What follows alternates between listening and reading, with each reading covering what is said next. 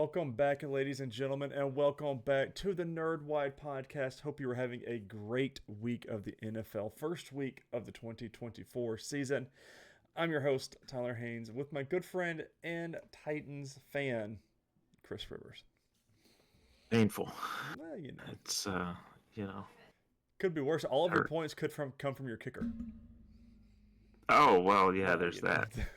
I mean, set a record for most consecutive 50-plus yard kicks for the franchise.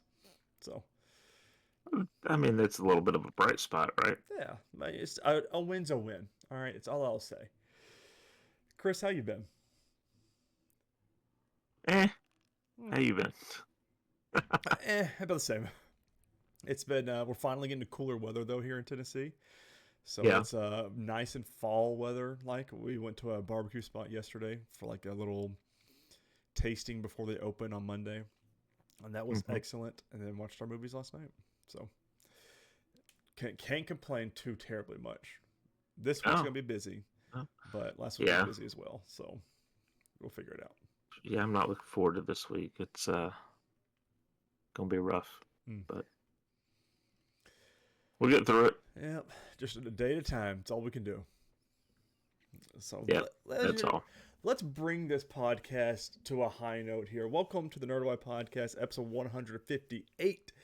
158. Quick housekeeping before we get to our movie reviews for this week. Don't forget to subscribe to our YouTube or podcasting service of your choice. If you enjoy the show, make sure you leave us a thumbs up on YouTube or give us a great rating on whatever podcasting service you do use. If you don't enjoy what you see or hear, make sure you leave us a comment down below. Let us know if there's something broken, wrong, what can be fixed, that kind of thing. That's the place to do that. If you want to do more, you can always go to patreon.com/nerdwide. 3 different tiers for 3 different monthly subscription values. Get the episodes first there. If you want us to watch anything, read anything, play anything, you do that there as well, so we can talk about it on the show. Chris, any interesting movies or TV shows you watched this week? No, it was a lot of work, and I'm still enjoying the games I typically play, right? Madden's not been out that long, like a month. And college football, I'm still enjoying it. College football is just so much fun. It's a good game. It is. I watched a Netflix show that I'm sure is going to get canceled very soon called Chaos with Jeff Goldblum. If it's good, Netflix will cancel it. I enjoyed it. It's based on a book series. It's kind of like The Boys. It's if the Greek gods were around still today, and like the Olympia and everything. So it's really cool. And Jeff Goldblum plays Zeus, so you can't really go wrong there. I've got to see this. It's good. I mean, it's only 8 episodes, and it doesn't leave on that much of a cliffhanger. But if I wanted to, I'd go read the books if they do cancel the show. But it is good. It's Jeff Goldblum, and I'm a big fan of his acting. So you can't cancel Jeff Goldblum. You just can't. And it's very good. And I don't feel like they use a lot of CGI for it. It's very, very cool, I think, because they do different cinematography things for each kind of character. It's really good. That's actually a nice parallel for our discussions this week. Mm-hmm. No CGI. Yes. That's actually, yeah. That was a different time back then. CGI wasn't around yet. But that is, I think that's all catch up we've got for the week. Nothing. Yeah, it's been pretty boring. Yeah. Besides, football's back and watching college football. And then work. That's been all I've been doing. I'll just point out, you mentioned college football. 6 of the top 7 teams in the new poll are from the SEC. Can't keep them down. Hey, Vanderbilt's 2-0, best team in the SEC. That's all I'm saying. Vanderbilt's 2-0. Yeah. Stirred up a hornet's nest on Facebook about that last night. Lord. Oh, all right, Chris. What we got this week? Our 2 reviews this week are the Texas Chainsaw Massacre, which you had never seen. No, so I saw the 2003 version.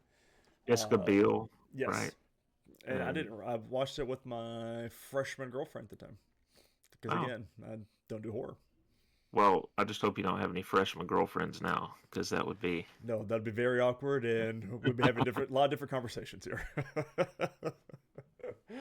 No, it was. I'm trying to. I don't remember much of it because I didn't I didn't watch a lot of it, but I did watch some. That's all I'm gonna say. So Yeah. Look at you being a gentleman and yeah, being vague. been a gentleman.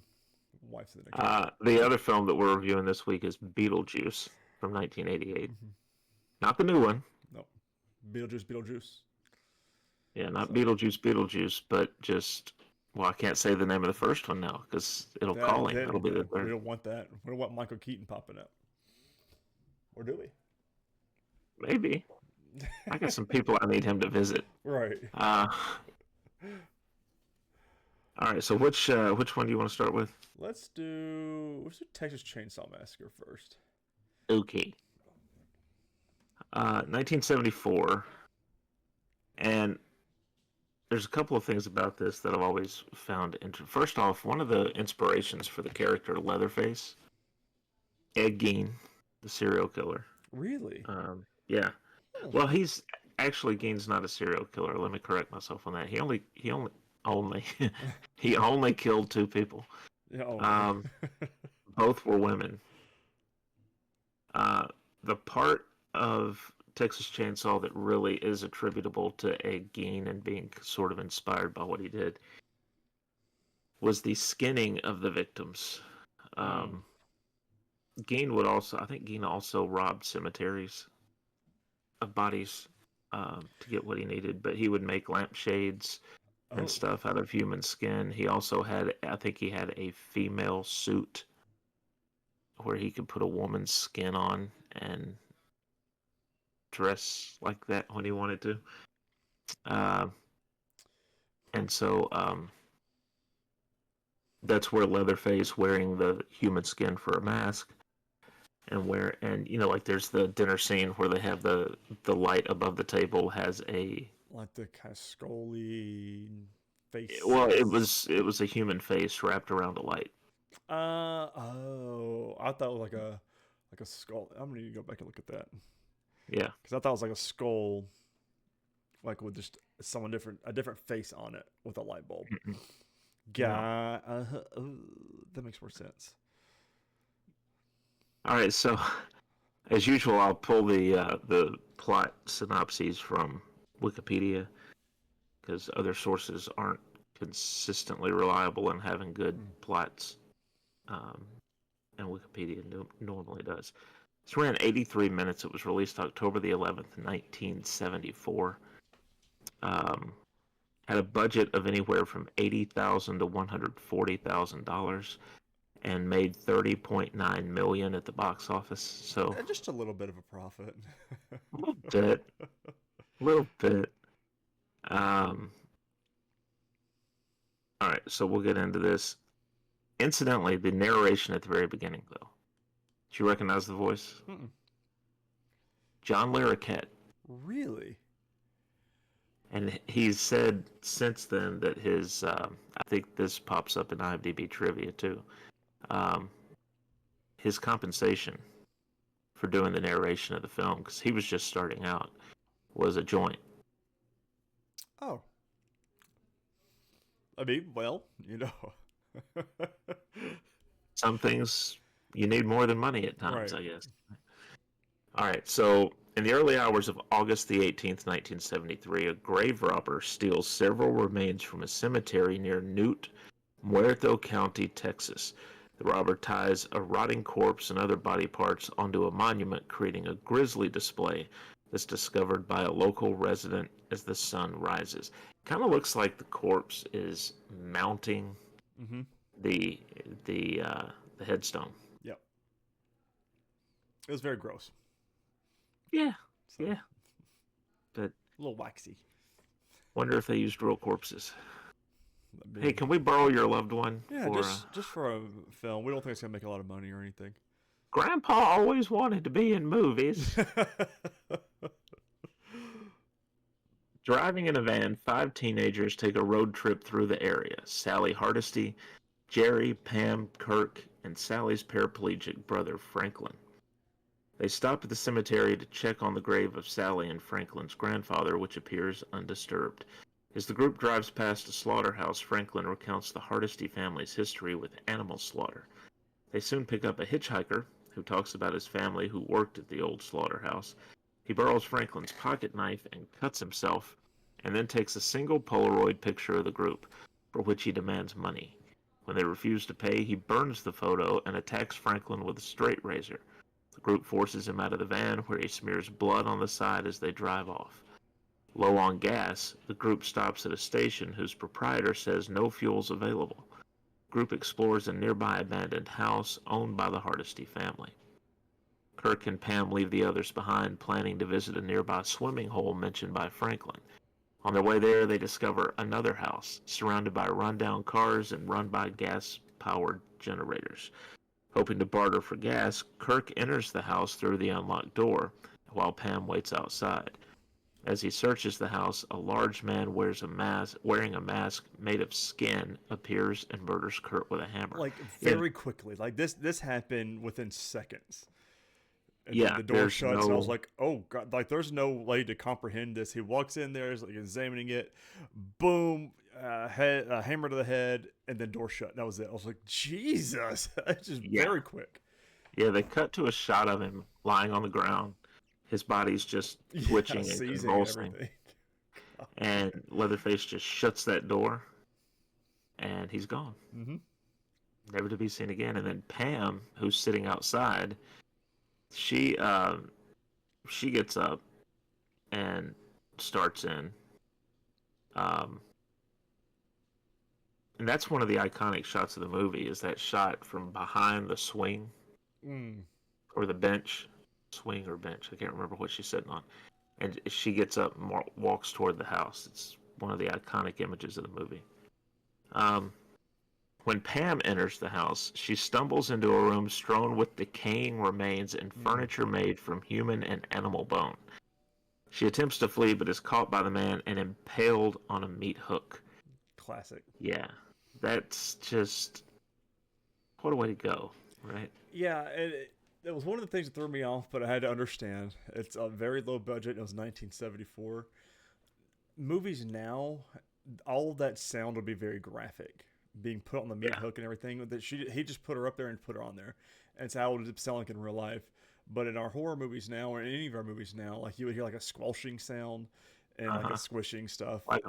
Yeah, like as soon as he put her on there, and I was like, oh, this is very realistic. But this is one of the problems I had with this movie, was that the first, 3 deaths were all very quick, and then the Sally was very drug out. I would have been pasting a little bit differently. I think I would have liked it a little bit more, but that's one of the only big complaints I've got with it.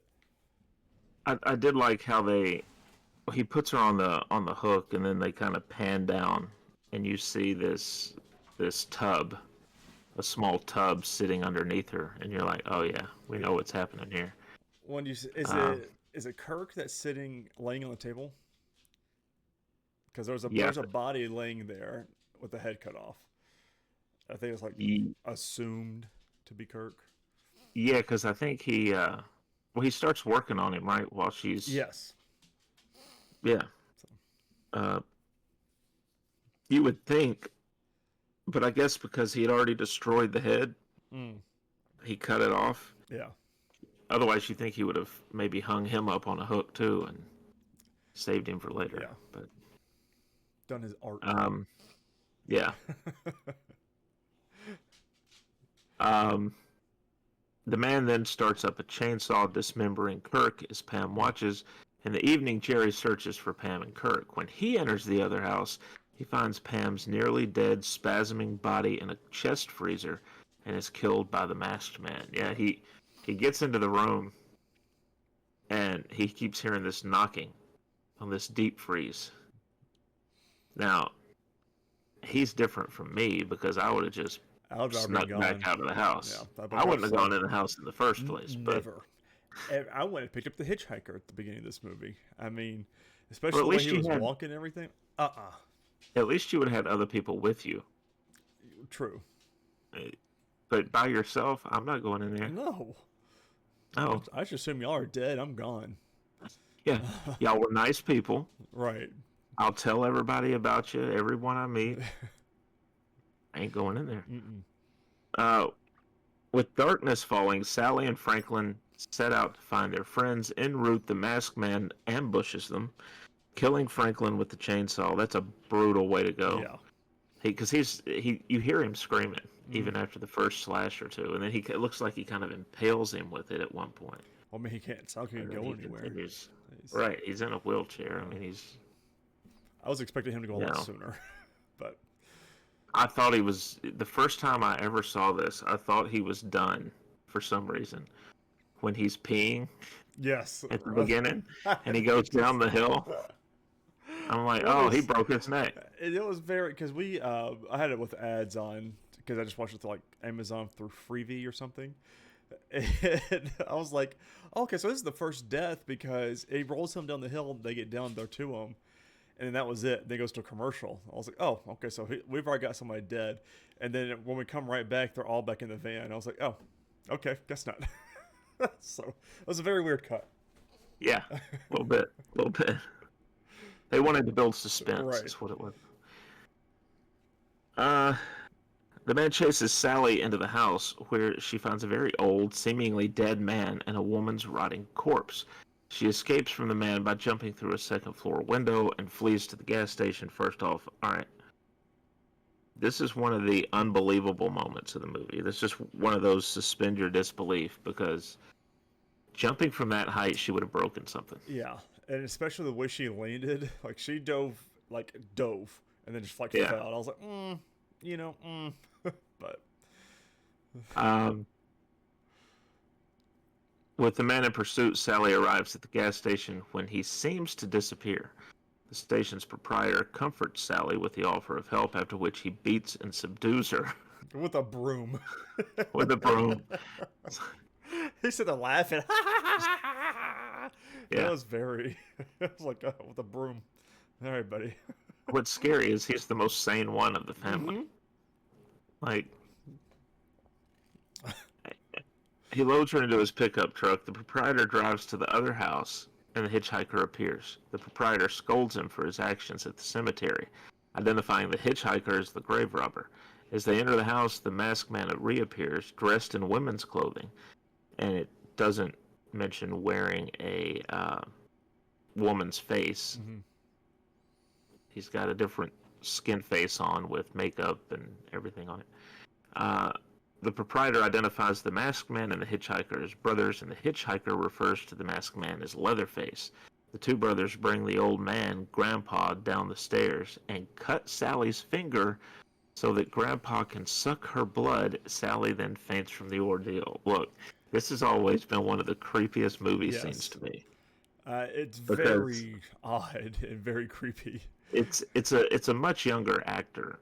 Yeah, playing the part. I mean, he was nowhere near as old as this guy's supposed to be, but seeing the actor in the makeup and the way that he's, kind of moving his mouth to suck the blood, and that it's just the image of it. Yeah, it's very. The next morning, Sally regains consciousness. The men taunt her and bicker with each other, resolving to kill her with a hammer. They try to include Grandpa in the activity, but Grandpa's too weak. He keeps dropping the hammer before he can even get it to her. Get her, Grandpa! Get her! You're the best at this. You're the best. The hitchhiker just decides, here, I'll do it, and he lets go of her. Yeah. What are you doing? And you know what she does? Jumps through the window. Yeah, Sally breaks free, runs onto a road in front of the house, pursued by the brothers. An oncoming truck accidentally runs over the hitchhiker, killing him. The truck driver attacks Leatherface with a large wrench, causing him to fall and injure his leg with the chainsaw. Sally, covered in blood, flags down a passing pickup truck and climbs into the bed, narrowly escaping Leatherface. As the pickup drives away, Sally laughs hysterically while an enraged Leatherface swings his chainsaw in the road as the sun rises. So that's the end of the movie. Question. Why didn't Sally and the truck driver just drive off at the big? Because he gets out, she gets in the truck, he gets back in the truck. That made no sense to me. And shuts the door, and then Leatherface is slashing the door. Why not just drive off? This never made any sense. Why go out the other side of the truck? They go out the other side of the truck, And it's like, why are you you're safe in the cab. Right. Just drive off. Put it in Unless gear and just drive. I can't come up with a reason why they wouldn't do that. They didn't need him to do that for the movie. What in the script? That's basically it. Uh, but this was just this was it's one of those iconic films, and Marilyn Burns is phenomenal. The scenes in the house, the dinner scenes, She killed it. you know, when they're I don't know if they use some of the same shots and just cut them differently of her, the close up of her eyes and everything when she's screaming, and it's effective because she's got these bright emerald green eyes, and you've got a little bit of the blood on her face, and so it's kind of offsetting, and then she's letting out these blood curdling screams, and she's begging, and her eyes are wide and crazed, and then when she gets into the pickup truck and starts to get driven away, Leatherface is right there at the tailgate. Yep. And she's screaming, "Go, go, go!" And then as she sees distance being put between her and Leatherface, this hysterical, maniacal laugh starts, and she's still got that wide, crazy look in her eye, and it's just like she had to go places to get that.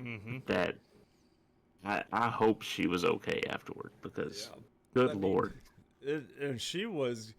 I didn't realize she was the main character of this until everyone else died off and they kept going with her. Because I could have swore it was Franklin. Because I felt like they showed Franklin more than anybody at the beginning of this. And then Or Franklin, or Pam.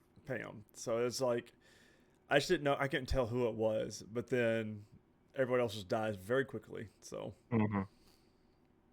Yeah, it's a very. What's the runtime? Let me see if I can pull this back up. 83 minutes, and it moves quick. I mean, it's almost to the point. You get so used to movies today taking 2.5 hours to tell you everything that they told us in Texas Chainsaw. That when a movie from that era at this runtime ends, you're like, where's the rest of it? Because we're expecting more. And there's no need for more. They give us pretty much everything that we need. I mean, like you said, there's elements there where you would like to have spent some more time with some of the characters and not had them killed off so quick. yeah. But even what we get, you get enough, I think, with at least 2 or 3 of the others of an attachment. Yeah. That you feel a little something when they're killed off. It's like, oh shit, that sucks. And of course you've got the built-in sympathy for Franklin because he's in the wheelchair. Right. And it's just it's rough. It's rough, but it's one of those movies. Everyone should watch this movie. Yeah, it's a classic. So, to be totally honest, I never watched the remake. The 2003 one? Yeah. So, you've seen both now. Yes. And then there's a 2013 version that's got a lot of the same cast in it.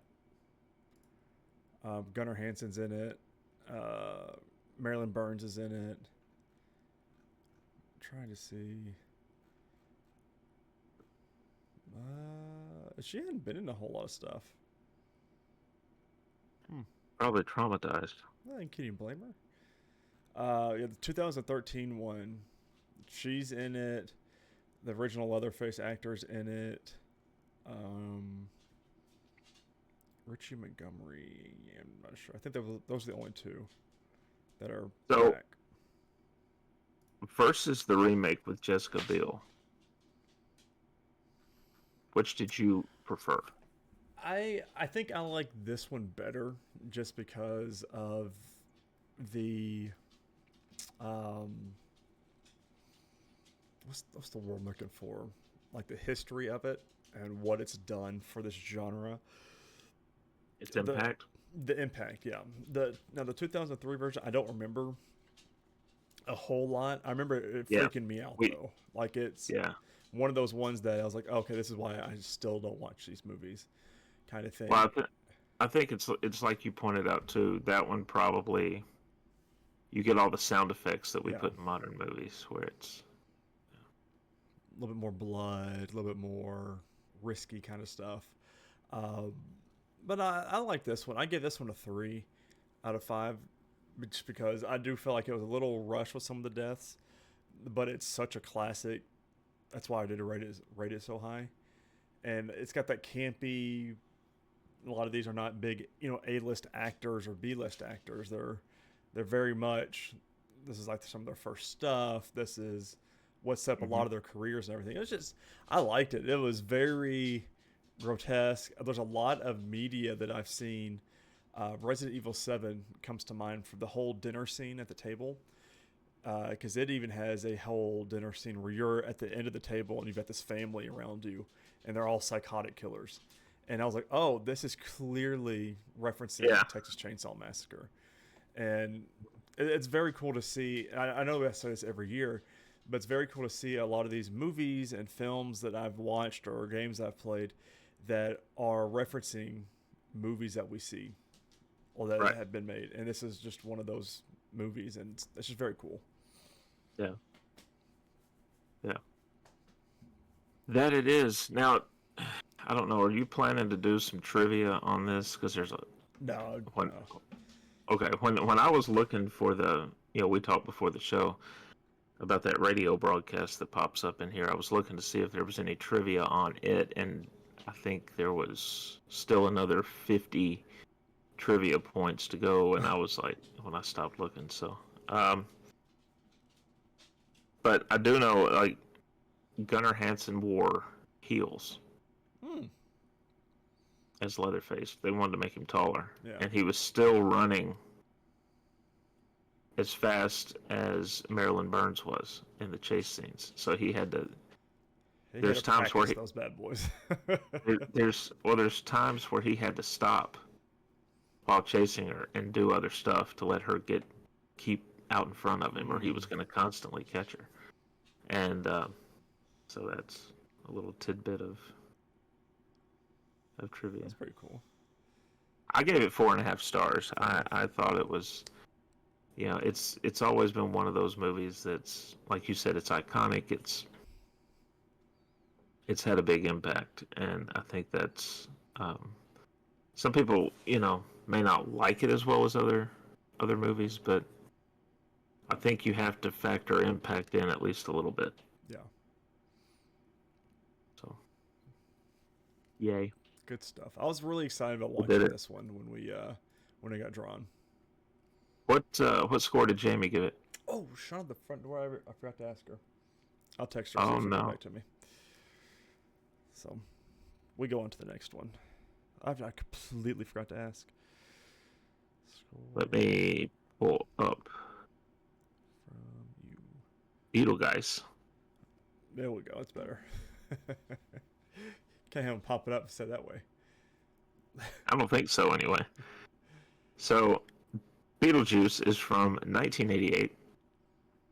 I've seen this so many times over the years. I'm right there with you. I bought the steelbook for the second one.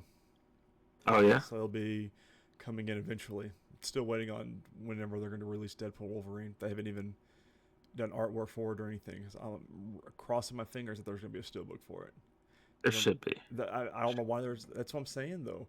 But Beetlejuice came out this past Friday.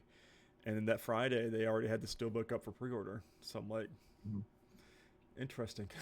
Makes me a little worried. Yeah. All right, Beetlejuice came out March 30th, 1988.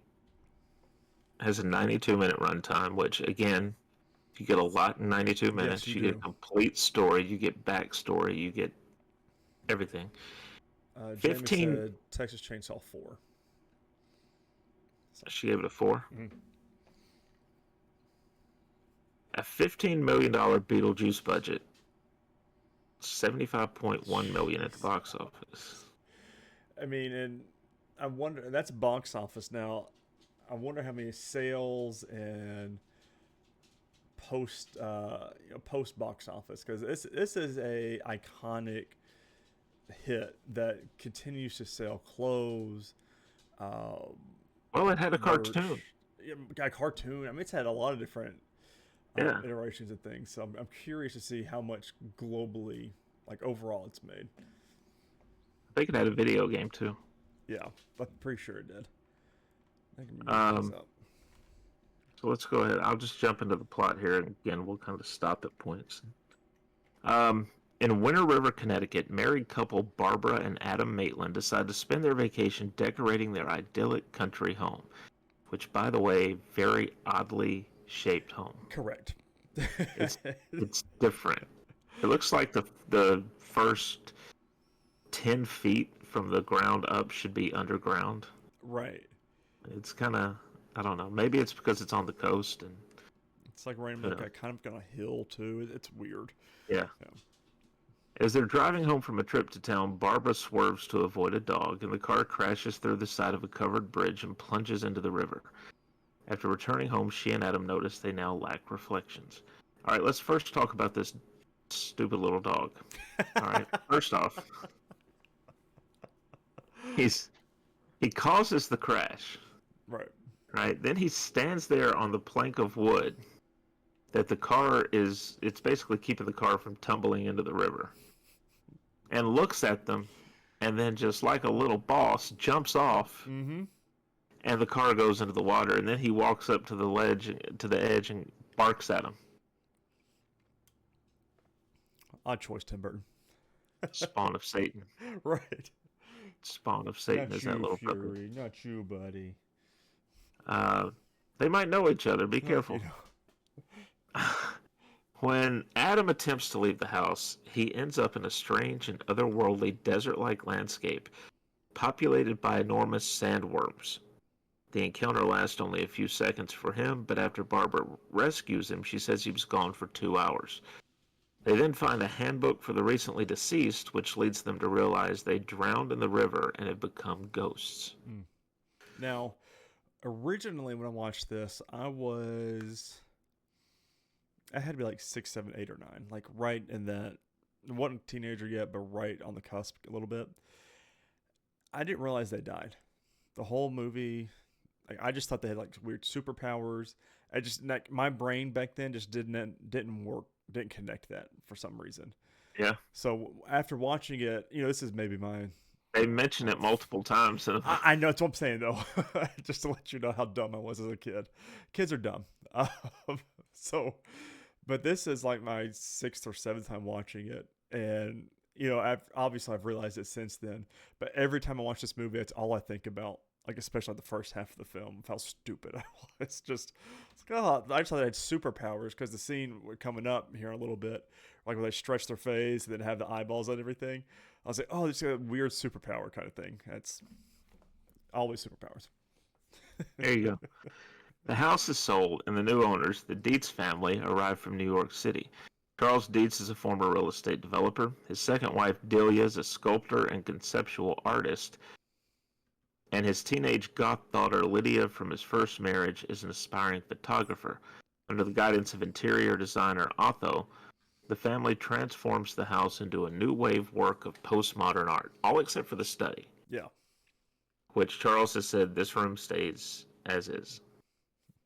Because he wants a normal house. Mm-hmm. Not something that his wife's not a good artist. No.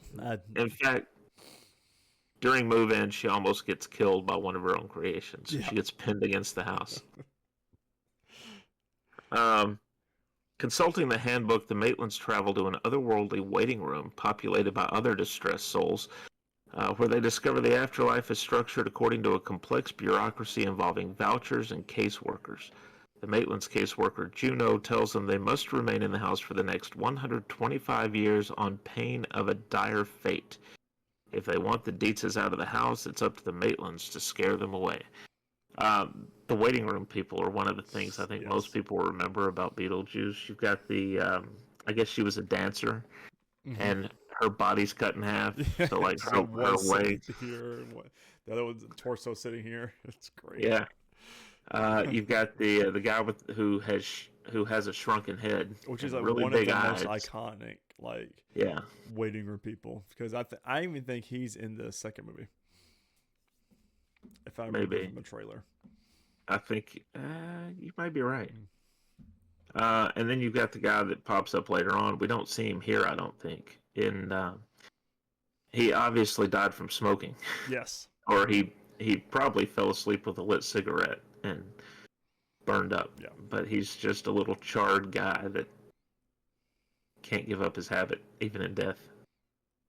Um, Adam and Barbara are invisible to Charles and Delia, but Lydia is able to see them. She attributes her paranormal intuition to her strange and unusual nature. Against Juno's advice, the Maitlands contact the miscreant Beetlejuice, Juno's former assistant and now freelance bio-exorcist, to scare the Dietzes away. Uh, Beetlejuice quickly offends the Maitlands with his crude and morbid demeanor. They, yeah, they. You don't realize till you go back and watch this as an adult how Mm-hmm. adult Mm-hmm. a lot of the humor really is. That's with a Because, lot of things though, but this but one is very much so. back then, parents didn't think anything about letting their kids watch Beetlejuice. Mm-mm. They we weren't overly protected like I think a lot of people are now, Yeah. but it because we just didn't know what it meant. Nope. Just the jokes just didn't land for us, Yeah, but what meant for the kids. So. right. Um, They consider hiring him, but they're too late to stop him from wreaking havoc on the Dietzes. The small town's charm and the supernatural events inspired Charles to pitch his boss, Maxie Dean, on transforming the town into a tourist hotspot. Maxie wants evidence of the ghost and brings his wife Sarah for a visit. Using the handbook for the recently deceased, Otho conducts what he thinks is a seance and summons Adam and Barbara using their wedding clothes. But they begin to age and decay as Otho has mistakenly performed an exorcism instead. The makeup here is, Excellent. yeah. Oh, so good. The one thing, so I watched it. I've got it on 4K, Hmm. and the one thing that's bad about the 4K disc is, you know, the makeup was practical, Mm-hmm. right? But obviously, they want to start layering the film to show the transformation. Right. And you can, when it first starts on both of them, you can see it.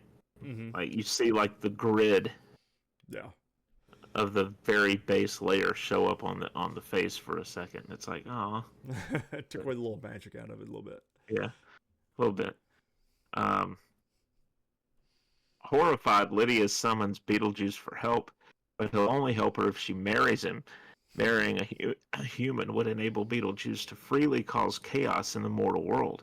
Beetlejuice saves the Maitlands, disposes of Maxie and Sarah in a high striker game, which is hilarious, and of Otho by changing his clothes to a leisure suit, then prepares a wedding before a ghastly minister.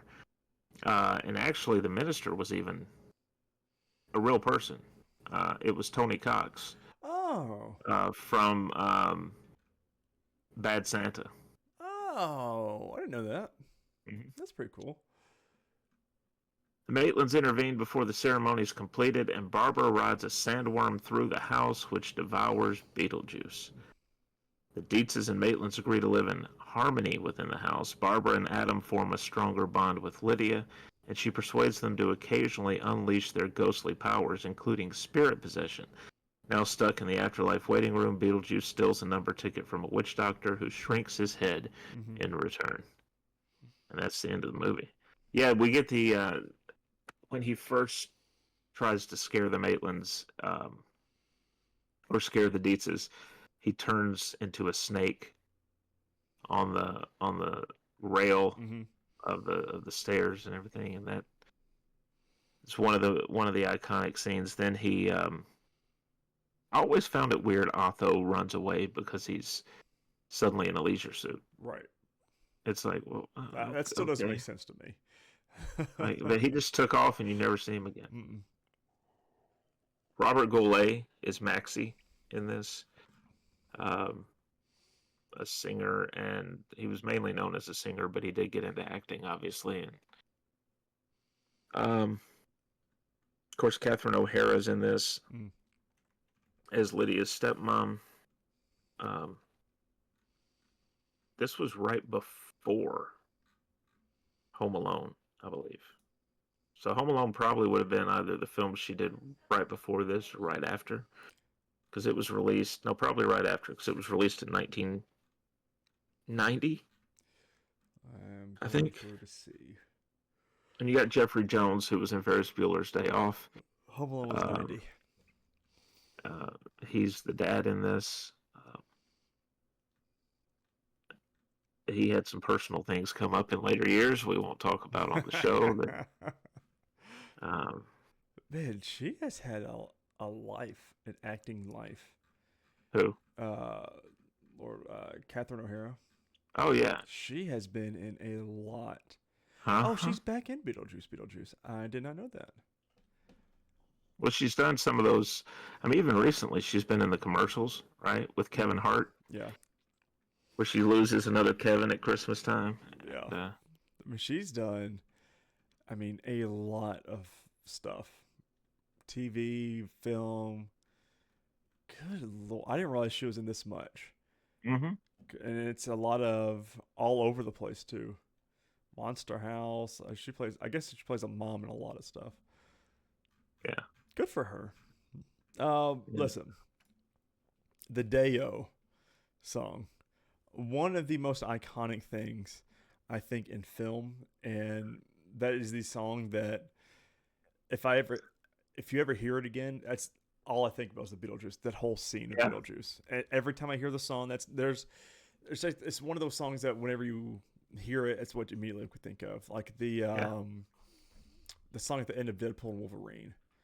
That whenever I hear it, one, because of TikTok and people like overplayed it, I think of Deadpool Wolverine now. I forget what song it is. I don't want to spoil it for people either. But anyways, Day-O, that scene is so good, and I remember it freaking me out as a kid. Like them singing against their will just really freaked me out, and them floating and everything for some reason freaked me out. But Yeah. listen, I love this movie. I cannot wait to watch the second one. I gave this a 4.5 out of 5.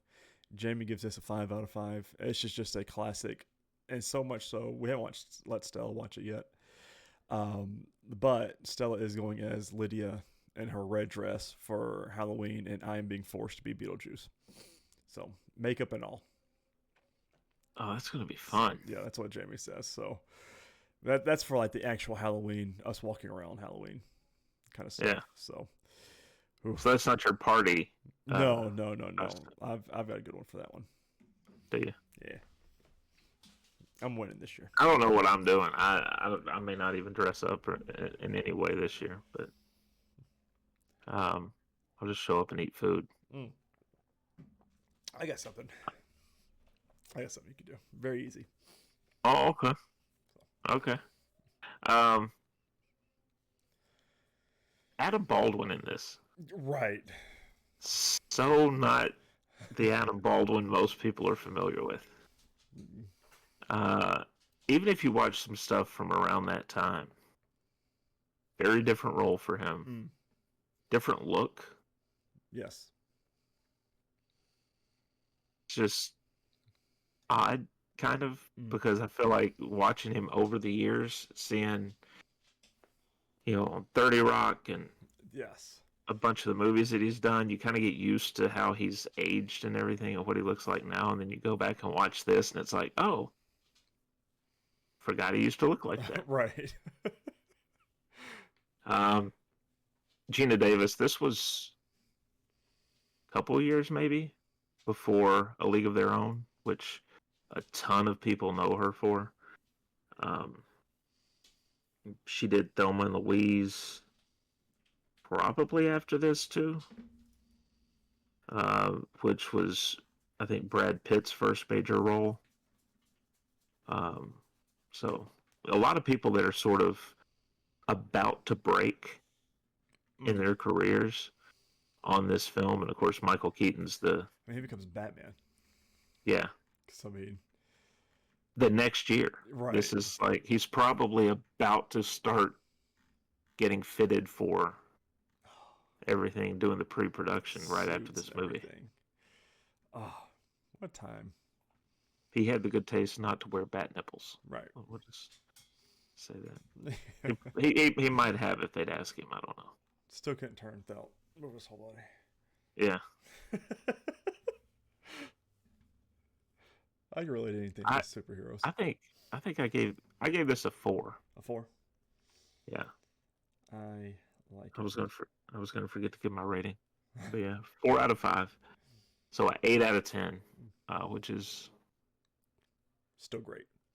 Yeah, it's still great. It's one of those movies from childhood, and then even in the years after this, when I remember getting in from like junior high, and in the afternoons, the cartoons that were on would be stuff like Batman the Animated Series, Beetlejuice, Darkwing Duck, stuff like that. I don't think you can stream the Beetlejuice show anywhere.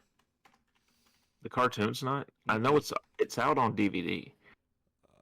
Beetlejuice show, because I remember it being a big whole like Beetlejuice cartoon. Yeah, you can't stream it anywhere because like those rights issues. I wonder if that changed when they decided to make the new movie. Maybe they wanted control of it again. Right. I'm trying to see. Walmart has a DVD. This is 2 years ago. Walmart has a DVD box set for less than $30, but like, there's no like big streaming service you can watch it on. I'm showing when I look it up. I guess Amazon Prime. I'm showing Apple TV for $1.99. Yeah, Prime is some. If you have Tubi, it's free. Oh, well, it sure is right there. Huh. Or is it just the first episode? Let me see. I'll click on Just Watch. Season 4, Volume 1. No, there's... all episodes are up. Huh. I wonder when they put it up, though. Because 2 years ago, you couldn't at all. I remember it being a big issue because someone was trying to watch it. Yeah, they got every season up on Apple TV. I stand corrected. What? Hard-hitting news right there, baby. Hard hitting. All right, so you got anything else you want to comment on about Beetlejuice? Nope. Nothing here. Nothing. That was not planned, by the way. We both were just looking everywhere. I love it. So next week, Friday the 13th. In honor of Friday the 13th. Yeah, because there's a Friday the 13th this month. And then also, I just drew a blank on what the other title is that we're doing. The Last House on the Left. Last House on the Left. The original. Okay. From 72? Yeah, 72. Because I did. For some reason I was wanting to say 69, but it's 72. Why do I remember the one from 2009? I mean, it got heavy promotion. I remember previews for it all the time. Oh, Aaron Paul. Pretty sure you didn't watch it. No, God, no. No. I was 2009. That puts me at my sophomore year. And I was not doing any of that. So, not even for a girl. Let me tell you. But ladies, not even for a girl. Not even for a girl. There's a lot of things. Listen, a lot of things I'll do for a woman. But scary movies? But ladies and gentlemen, thank you all so much for watching and listening to this episode of the Nerdwide podcast. We've got a real fun one next week in honor of Friday the 13th. We are going to be watching it. I did get the 8-movie collection. I'm curious to see if this first one makes me want to watch all the rest of them. Like, what was the movie last year that made me want to do that? Nightmare on Elm Street? Nightmare on Elm Street. Just say we're going through the Rogues Gallery here. I still have not seen anything with Jason. So, you know who had an early movie role in this film, right? Hmm. Kevin Bacon. Oh ho ho. So this is Freddy, right? Friday 13th. No, Jason. This is Jason. Freddy's No, Nightmare on Elm Freddy's. Street. I don't know why I get these all mixed up. So this is my, I guess, last Rogues Gallery Let's see. You're film. familiar with Halloween. Halloween, absolutely love. Friday the We watched 13th. We're Friday about to watch. 13th. Or we're watching this. Nightmare on Elm I'm sure we did last year. There's more. There's more. Exorcist, we've already done. Well, like if you're talking movie monsters, so to speak, Mm-hmm. there's more. There's the tall man from shoot oh god, I'm drawing a blank. I'm getting old, Tyler. This is it's. You said the tall man from. oh god. There's a tall man 2012 horror movie. I don't think it's that one though. No, this is the Do iconic. I can't believe this. It's one of characters. Hannibal Lecter. Haven't seen. one of the most iconic franchises. Frankenstein's monster. Phantasm. Fantastic. Phantasm. So you got him. You got. Have you ever even seen Leprechaun yet? Mm-mm. What about Child's Play? That sounds familiar. Chucky, the doll. Oh yes, I have seen that a long time ago though, like a very long time ago. Yeah. Oh, see, There's we don't others. watch all these in. Yeah. Mark Hamill played Chucky. Huh? Mark Hamill played Chucky. What? Brad Dourif was typically the voice of the doll. It just popped up on Google. Like I was googling it all. He had to be. Oh, in the 2019 version. That's why. Okay. Okay. Oof. I was about to say that didn't seem right to me. But ladies and gentlemen, cannot wait to watch this movie. It's one I'm really excited about, and I think we potentially will be doing this out back around the bonfire on a projector screen if the football game is not on, because I was going to do that this weekend, and then Vandy had a late game. I was like, can't do it. It was a perfect night last night to do it too, but priorities, I know. You can follow us all on social media. We're on every single thing you think of there. Make sure you are following us there. Make sure you're subscribed to us on YouTube and whatever podcasting service you do use. Word of mouth and sharing this around is the best way that we can grow as a channel, and we greatly appreciate it if you do share this with all your friends and family. But ladies and gentlemen, we cannot wait to talk all about Jason Voorhees with you next week. But until then, stay safe, and we'll see you then. Later, guys.